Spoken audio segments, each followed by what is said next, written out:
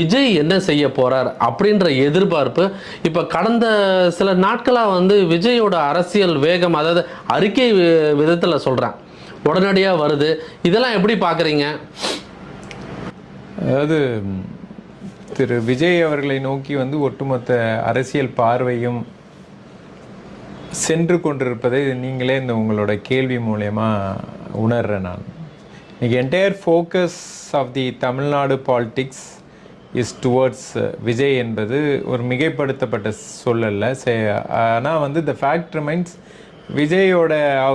திரு விஜய் அவர்களுடைய செயல்பாடு எப்படி இருக்க போகுது, what is the next step is going to take அப்படின்று எல்லா கட்சிகளும் உன்னிப்பாக கவனிக்கக்கூடிய அளவில் ஒரு மிகப்பெரிய ஒரு தாக்கத்தை திரு விஜய் அவர்கள் உருவாக்கியிருக்கிறார்.